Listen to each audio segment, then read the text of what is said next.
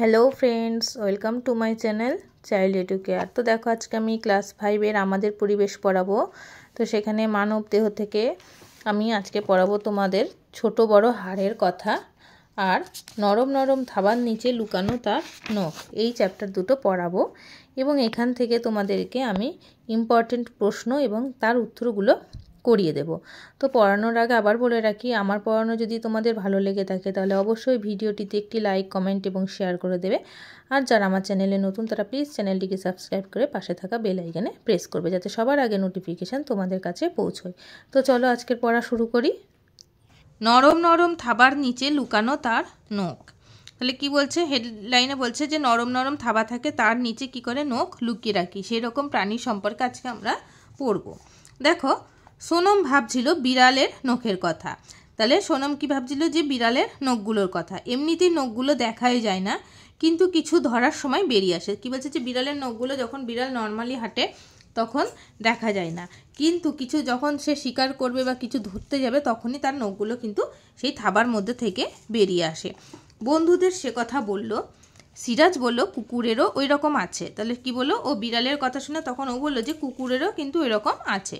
কৌশিক বলল কুকুরের ধারালো নখ আছে, কিন্তু তা থাবায় লুকানো থাকে না। তাহলে বিড়ালের ধারালো নখ যেটা কিনা থাবায় লুকানো থাকে, আর কুকুরেরও ধারালো নখ যা থাবায় লুকানো থাকে না। ধারালো নখ অন্য অনেক জীবজন্তুর আছে, বেশিরভাগ পাখির নখই ধারালো। তাহলে আমরা দেখেছি যে বেশিরভাগ পাখিদের নখ কী হয়, ধারালো হয়। আর কাদের হয়, আর যারা শিকারী প্রাণী হয়, যেমন হচ্ছে চিল, শকুন, এরা তো আছে পাখি। তারপরে দেখবে বাঘ, সিংহ, এদের নখগুলো কিন্তু ধারালো হয়।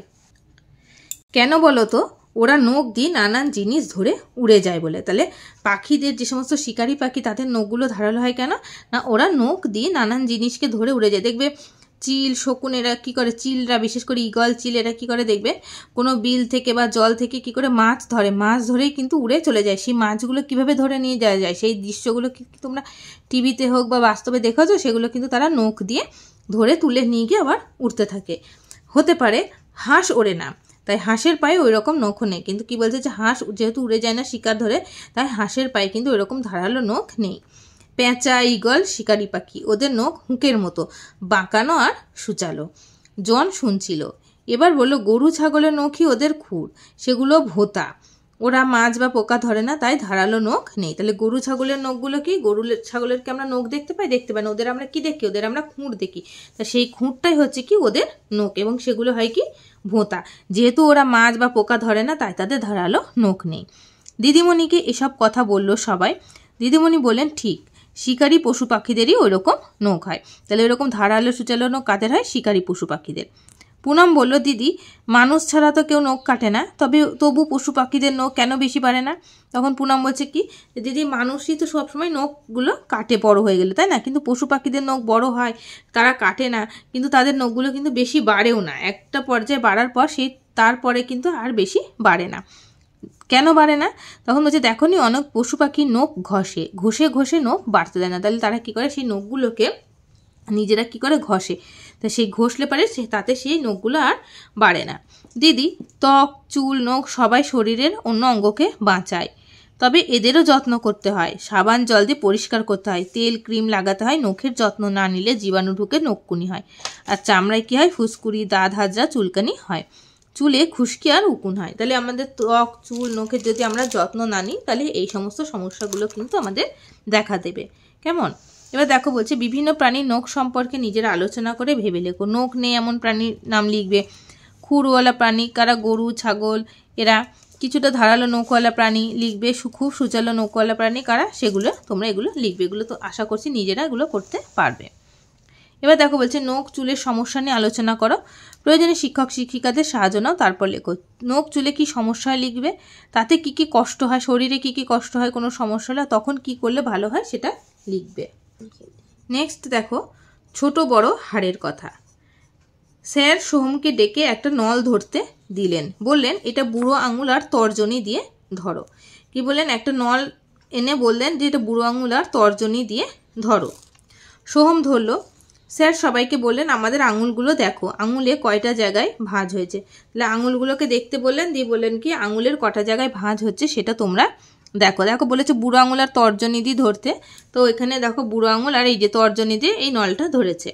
জাফর বলল বুড়ো আঙুলে দুটো ভাঁজ আর তর্জনীতে কটা ভাঁজ হয়? তিনটে ভাঁজ হয়। তাহলে বুড়ো আঙুলে কটা ভাঁজ হয়? দুটো ভাঁজ হয়, আর তর্জনীতে হয় তিনটে। তো দেখো এখানে বুড়ো আঙুলটাকে যদি আমরা এইভাবে ভাঁজ করি তাহলে এখানে কিন্তু দুটো ভাঁজ হচ্ছে, তাই না? এখানে একটা আর এখানে একটা, এইভাবে দুটো ভাঁজ হচ্ছে আমাদের বুড়ো আঙুলে। আর তর্জনীতে কটা ভাঁজ হচ্ছে দেখো, এই একটা আর এখানে একটা, তিনটে ভাঁজ হচ্ছে মোট, এই একটা এই একটা। তর্জনীতে কটা ভাঁজ হচ্ছে? তিনটে। আর বুড়ো আঙুলে কটা ভাঁজ হচ্ছে? দুটো। বোঝা গেল? জিকো বলল দুটো আঙুলের গোড়া দু জায়গায়। তাহলে দুটো আঙুলের গোড়া কোথায় কোথায়? দু জায়গায় আমাদের থাকবে। রোকেয়া বলল দু জায়গা থেকে দুটো হাড় গেছে কবজিতে। তাহলে কি বলছে? দুটো জায়গা থেকে দুটো হাড় কোথায় গেছে? না কবজিতে। স্যার ওদের কথায় খুব খুশি হলেন, বললেন ঠিক বলেছ, কবজি থেকে 5 আঙুলে মোট কটা হাড় গুনে নাও। তাহলে আমাদের যে কবজি আছে এই কবজি থেকে 5টা আঙুলে মোট কটা হাড় আছে? তাহলে এখান থেকে একটা গেছে, এখান থেকে একটা, দুটো, তিনটে, চারটে, 5টা, তাই তো? তাহলে 5টা হাড় হিসাবে হচ্ছে। তাহলে এই বলে স্যার একটা হাত আঁকলেন। একটু ভেবে জিকো বলল সারা গায়ে তো অনেক হাড়, কয়েকশো হয়ে যাবে। তাহলে আর সারা গায়ে কত হাড় আছে? অনেক হাড়, প্রায় কয়েকশো হয়ে যাবে। সোনাই বলল সব হাড় কি এভাবে গোনা যাবে?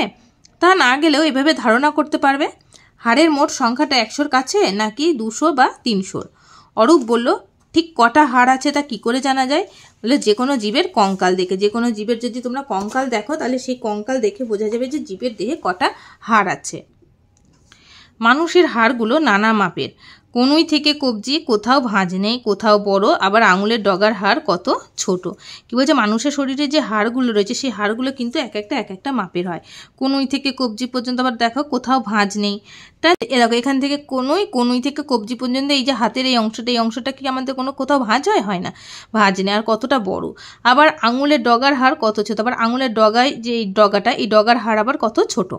অরূপ ডান হাতের বিভিন্ন জায়গা বাঁ হাত দিয়ে টিপে টিপে দেখলো, তারপর বললো কিন্তু মানুষের কঙ্কাল দেখলে বোঝা যাবে কবজি থেকে কনুই দুটো হাড় রয়েছে। তাহলে এই কবজি থেকে কনুই পর্যন্ত দুটো হাড় রয়েছে, সেটা কি দেখলে বোঝা যাবে? কঙ্কাল দেখলে বোঝা যাবে, তাই বললো।